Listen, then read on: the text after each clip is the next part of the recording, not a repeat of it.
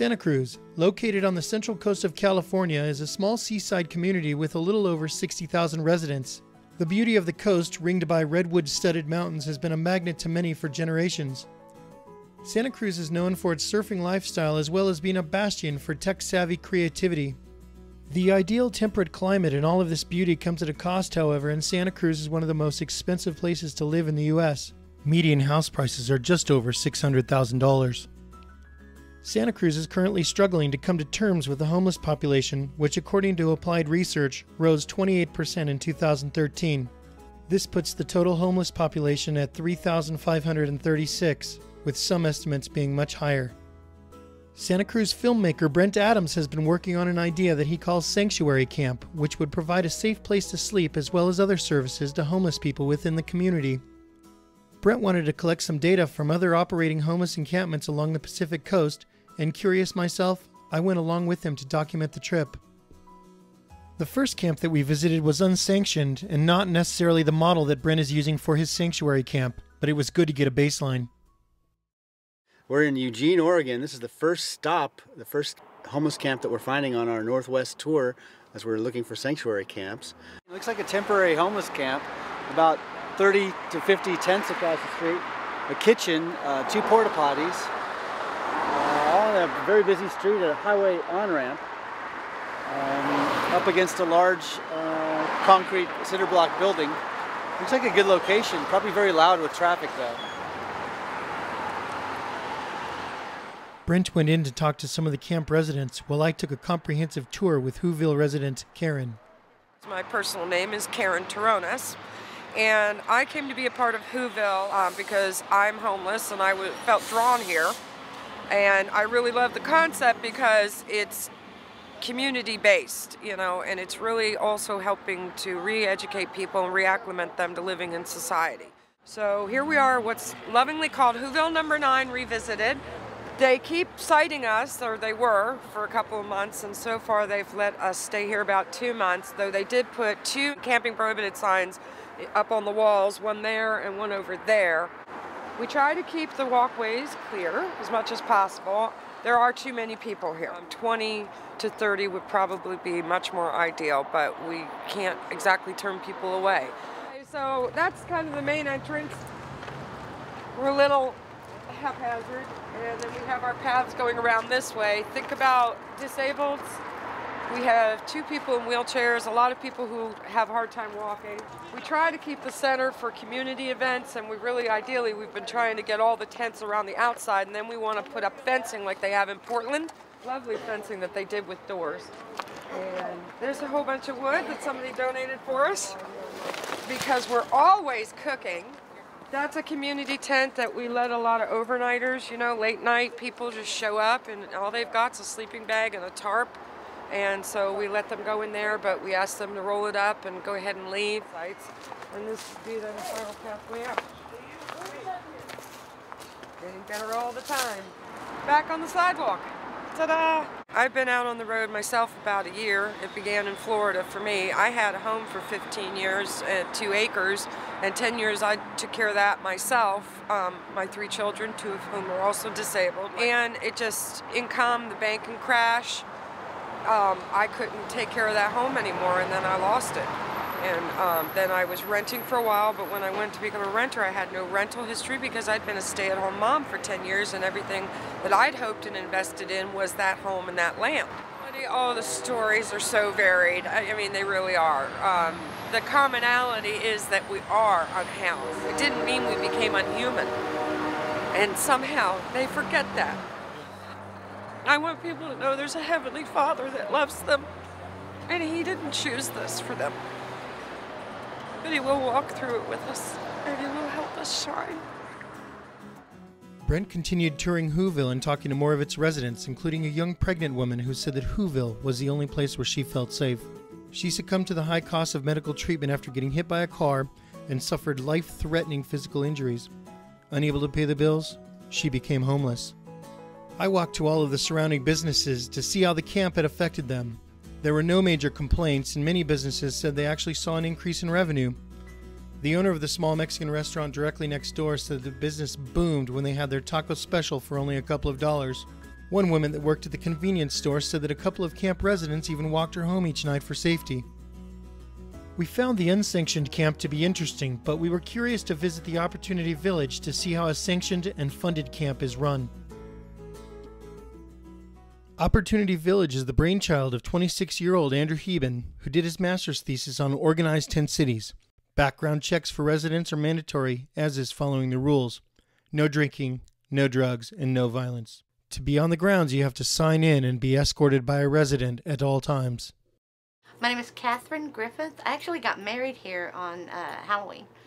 I am on the council. I'm also the head of the admin committee, computer lab, and probably something I'm missing.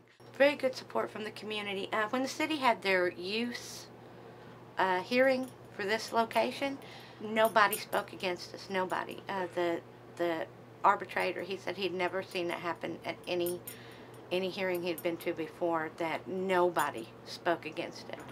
My name's Andrew Heben, and we're here at Opportunity Village, Eugene. It's been open for about 3 months now, and there's 30 people living here in, I think, 27 micro-housing structures. Like many other camps, it started as a protest camp, but quickly became like a place of refuge for those in the city without a place to be. So if Occupy did one thing, I think it really catalyzed the issue of homelessness and the realization that people need a safe place to be. So the city's compromise with shutting down that camp was to form a task force on homeless solutions, where they're specifically trying to find new and innovative ways to deal with the issue of homelessness. And it brought together people, diverse stakeholders from throughout the city. My name's Craig, and I came here in the end of September, and I just started volunteering and found a place to stay through that, and just started contributing to the project. The village has a council comprised of 5 people, and I'm on that council as well. And we're just building bungalows and sheltering people. Like to see inside? Before inspection, we kind of discourage people from moving their stuff in and leave it visible for the inspector to come and see. Once that's done, the folks move in. This particular unit has a loft, and loft space is designed for storage, and it really keeps a lot of the floor space open just by having a loft. We're building a lot more than just the structures here. It's we're building community together, and through building community, it's more like a support network for ourselves and each other. It's building cohesion not only in this village, but it's building cohesion between the unhoused and the housed, and building cohesion between the greater community and this community. So one of the ways we were able to build all these structures and kind of get around the code is that they're not hooked up to any utilities. Once you hook up to water and electric, that's when a lot of the serious code requirements kicked in. So the yurt also serves as like a central heated gathering space. We have a pellet stove in there. They make and distribute these stoves in a lot of third world countries. They're super efficient biomass stoves. They create 90% less smoke, and they also, like, a little stick like this will like heat this entire pot of water. It was refreshing to be in a community that makes finding alternative solutions to homelessness a priority. The citizens of Eugene came together to support their most needy neighbors. They realized that by enacting more laws which target the poorest citizens in their community wasn't only a waste of public resources, but it does nothing to tackle the root causes of homelessness. We've just visited Opportunity Village in Eugene, and it's filled with micro homes. We've really been inspired. It's beyond our imagination how awesome it is, how beautiful the structures are, beautiful the community is. They've had unlimited unanimous support in City Council. The neighborhood is happy with it. Tons of community support. So something that we're going to be hopefully working towards in Santa Cruz. They seem to make it look easy here. They're constructing beautiful bungalows and conestogas. They have a heated yurt, kitchen area. They're building a bathroom, and it looks highly doable. After our inspiring visit to Opportunity Village, I was reminded how important community is. The people that we had met on our journey this far may be monetarily poor, but the richness of their community was something that I hadn't felt in my own hometown for quite some time. As a massive cold front descended on the west coast, we were met with snow and temperatures well below freezing. As we made our way to Portland to visit Right to Dream 2, I turned the heater in the car full blast, and I couldn't help but think of all of the people sleeping outside. We're heading down to Right to Dream 2. It's a safe sleep spot in downtown Portland where people can sleep for 8 hours, 3 shifts of 8 hours. They have porta potties, a dumpster. It's not a camp, it's just a place where people can go to sleep so they're not sleeping around the sidewalk in downtown Portland. They accommodate several hundred people. It's done with the approval of the city, participation of the city, but they are trying to find a new location now. I'm standing at a 5th floor window looking down at Right to Dream 2, a homeless camp in Portland, Oregon. One of the things we wonder all the time is why Portland seems to be a mecca for homelessness. Our homelessness count is going up, skyrocketing, especially women and children, 22%, 25%. And a lot of the people come here from all over the country, especially California, the Pacific corridor, and we cannot figure out why. The location for the camp was a porn shop, which came down in due to a lot of reasons, but it was torn down, became a gravel lot, and the city didn't allow the owner to develop it for food carts, develop it for a parking lot, so the owner decided he would give it over to the homeless people. And for 2 years the city has fought it, but now the city is looking at supporting the homeless by moving them into a warm warehouse at $10,000 a month, so they won't be freezing. Tonight it's supposed to be 19 degrees outside. It's a sober camp. It's a dry camp.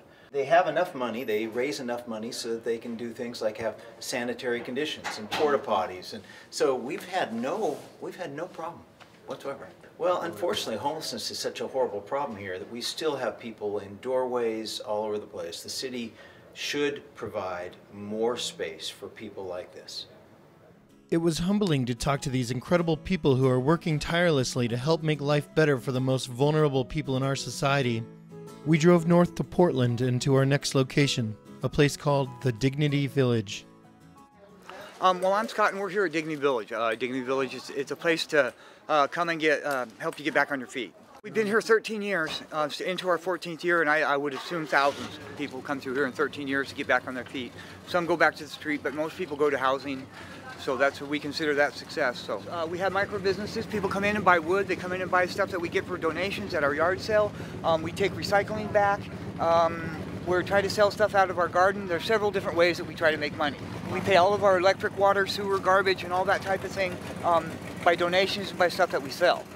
This greenhouse, a gentleman got a grant to build a greenhouse. Da Vinci Art School came and they helped us build it, and they painted the windows, and a villager painted the greenhouse. Right now, residents, we have just right around 58 to 60, but we are keeping 6 to 8 extra in our warming shelter right now, so we have almost 70. For people like us in their late 40s, early 50s, have a hard time getting a job because all the young people coming, you know, I mean, they're getting the jobs, and we're old enough to where we're looked at quite as favorable as a younger person, so it's hard to get a job at this age bracket.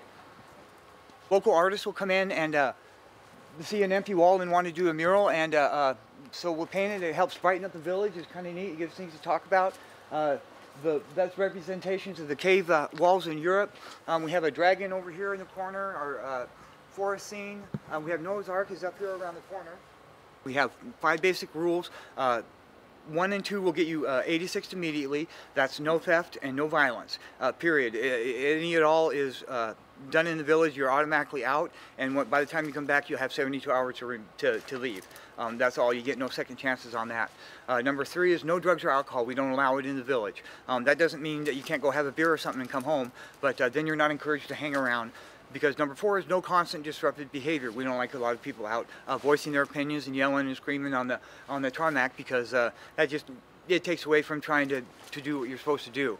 So that's number 4. And number 5 is everyone must contribute 10 hours of community service back to the village. That's how the house repairs get done. That's how the village gets cleaned up, picked up, the garbage emptied, our commons cleaned. Everyone does security. So everybody does hours in the village. That's how we pay our rent. Temperatures continued to drop into the single digits, and snow fell heavily at times as we left Dignity Village to head north.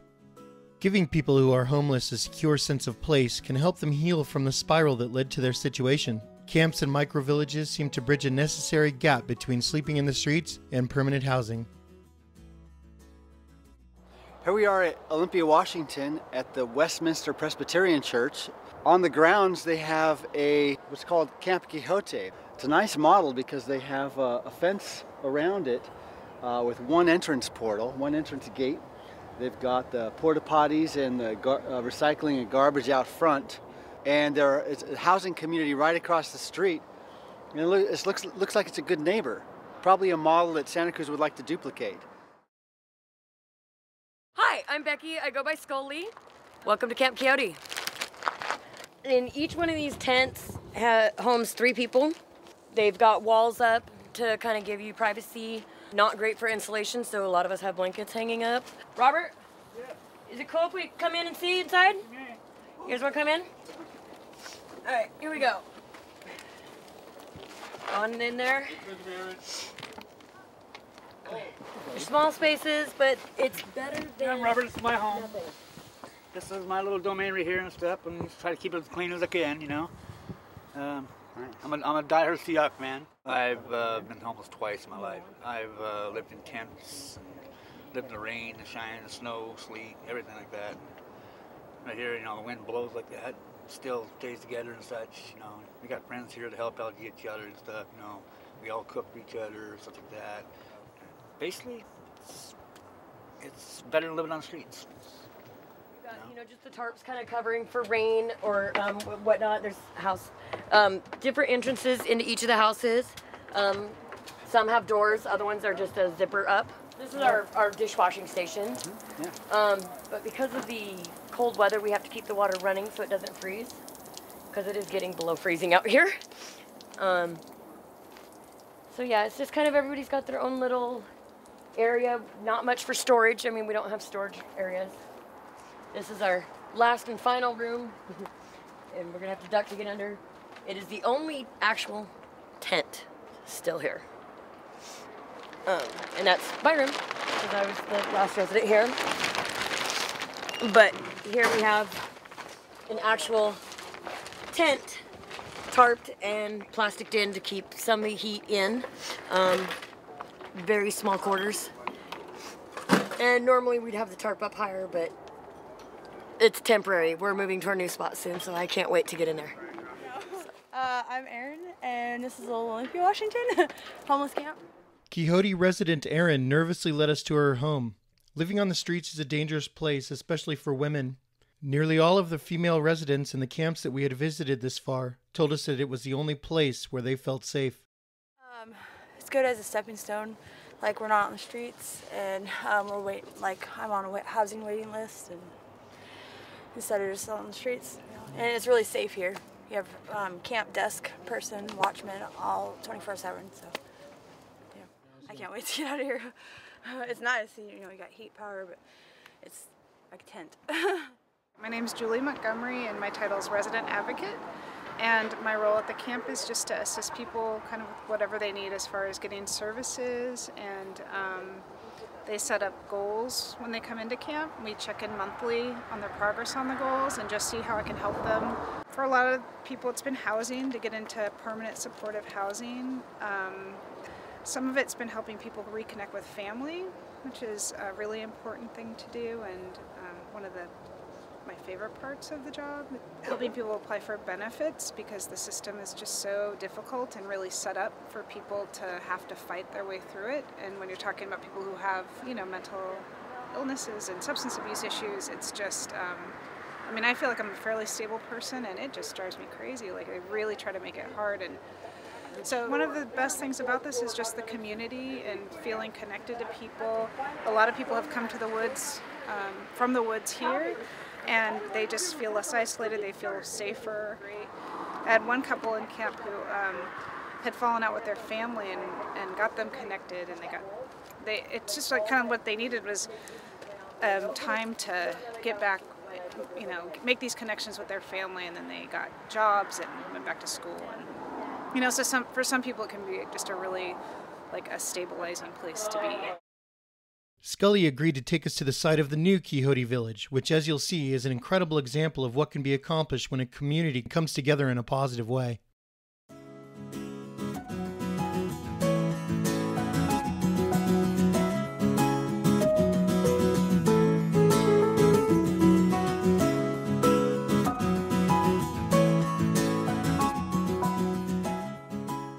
Today's the only day that I haven't been out here to paint, but I've been out here painting every day since we've been allowed to.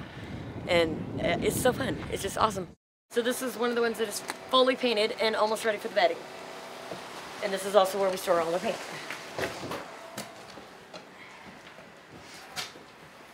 Yeah, so I mean, it's not big. It's not the biggest thing in the world, but it is a heck of a lot bigger than a tent. You get the walls, you get your windows that open and shut. If you come back this way, again, this is one of the bigger cabins. So we got, what's gonna be in here is like a water heater and then our storage closet. And then in this area, we're gonna have a toilet and a sink. So we'll have like our own bathrooms. So we're gonna come in 3 and take a peek. This is another one that's finished. Like I said, it's a little bit smaller. And then it's my understanding that there's going to be possibly a bed, I think it's going to go like right here, built into the wall, and then we'll have like a little desk and a chair. But there's not much storage space, but it's, you know, it's a lot better than the woods. It's going to be pretty. Yay. My name's Steve, and I go to the Unitarian Church, and I was asked by one of the board members who's coordinating this thing to take over managing the painting because we have a strict time schedule, trying to get them all done by the 14th. Our church is very involved in the community and has been involved in Camp Quixote for years. And so when there's a permanent village, it's like, wow, how cool is that? Nobody should be homeless, and it's 20 degrees outside. So, I mean, this is a nice spot. Every little dot on the map has homeless people. It's just a sign of the times. And some people, it's really through no fault of their own. I know people have lost their homes because of the financial crunch in '08, you know? I mean, they just, bad investing, bad information from people, yeah, those types of things. So, how do you get somebody to embrace the fact that there's homeless? I don't know. I don't know how you do that. But, you know, people ought to get off their you know, ivory towers and say, hey, you know, I've got it pretty good, but some people don't, and why not, you know, lend a hand to somebody who doesn't have what you have? I mean, it seems like a pretty noble effort. We left the Quixote Village just as the temperature was dropping to well below freezing. Listening to all the varied stories of how people became homeless was emotionally draining. Medical issues, substance abuse, and financial troubles spawned by the recession all topped the list. The tales of homelessness made me realize just how precarious our lifestyles really are. We headed north to Seattle to visit the itinerant camp called Tent City 3. Tent City 3 is privately funded and houses about 100 people for only $3,800 per month. It is currently located at a church in the middle of an upper-class neighborhood, and the stories of generosity from local residents were incredible. One neighbor even roasted a truckload of chickens and donated them to the camp for Thanksgiving. Our tour guide Tom was a little camera shy, but the other residents talked him into giving us the tour. We thought he did great. We have a donations tent. People donate stuff. We got women's side and men's. Toiletries. Pretty groovy. These are all single people tents. Looks really cool in the morning. They're all frosted over. Yeah, Thanksgiving was crazy. When we first show up, we have a community meeting.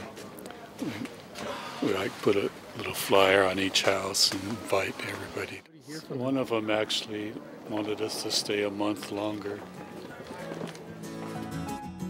We met some great people on our journey, and though not a perfect solution, these various camps at least provide the basic infrastructure needed for survival. Human waste is properly dealt with, and garbage cans ensure that refuse is kept out of the wildlands where homeless encampments often spring up. Addiction and mental health services can be utilized more easily, and a whole community of peer support is close at hand. There are hundreds of reports documenting homeless use of emergency rooms to merely get warm or have a meal. Clearly, this is the wrong venue and highlights a systemic failure. I can imagine that where these camps are located, both the emergency medical system and law enforcement would be less taxed. On our way back south to Santa Cruz, we decided to visit the very first camp that we toured on our trip and see how the residents were coping with the extreme weather that they'd been experiencing for the past week. They had built a warming tent in the middle of the camp, and many residents were huddled inside when we arrived. It was 9 degrees in Eugene that night.